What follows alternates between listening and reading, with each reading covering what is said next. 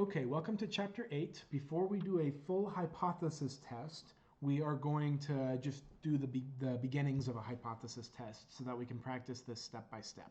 So I'm on page 9 of the notes, and remember you can print these off or look at them on D2L so that you can see them. So, okay, here we go. Most adults would not erase all of their personal information online if they could. A software firm survey of 552 randomly selected adults showed that 37% of them would erase all of their personal information online if they could. Complete parts A and B below. So, part A says, express the original claim in symbolic form. Let the parameter represents the adults that would erase their personal information. Okay, first we need to ask ourselves, are we talking about a proportion, a mean, or something else? So remember that a proportion is a yes or no type question where you're looking at the percent of people who do something. A mean is something that has a value, a numeric value that can change or be measured. So here we're talking about adults, and we're talking about the percent of adults who would erase their information or not erase their information.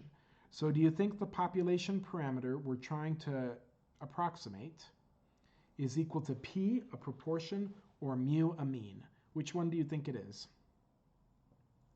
Pause the video if you want a more time to think. Okay, hopefully you said that this is a proportion and not a mean. We're talking about a yes or no question. Would you erase your data? Yes or no? And so that's the question. And so because of that, it's a proportion. It's percent of people who would do something. Now, the claim, let's look at the claim. The claim is most adults would not erase all of their personal information. That's the claim. So that means symbolically our claim is we think, or this person thinks, that P is greater than 0.50. Oh, I'm sorry, I got it backwards. Most adults would not erase. I'm sorry, I got it backwards. My mistake. You can see that the wording on these can get tricky because of the word not. So most people would not erase their data. That would mean that P is less than 0.50. You see how I got thrown off by the word most. So you need to read these very carefully. Most adults would not erase all their information, would be P is less than 0.50. All right, now that we got that out of the way, it's much easier to identify the null hypothesis, which is represented by H0, and the alternate hypothesis, which is represented by H1, or sometimes you might see HA for alternate. Okay, all you got to remember is that the null hypothesis is always an equals sign. So we have to let the null hypothesis be P equals 0.50 because that builds the bell curve from the central limit theorem that we can then compare our results to. Now, the alternate hypothesis will just match whatever the claim said. So the alternate hypothesis will be P is less than 0.50, which matched. This is the thing we're really testing. We're seeing, is it the case that P is less than 0.50? But in order to set up the test, we're going to assume that it equals 0.50 and then just go from there. Let's look at a second example.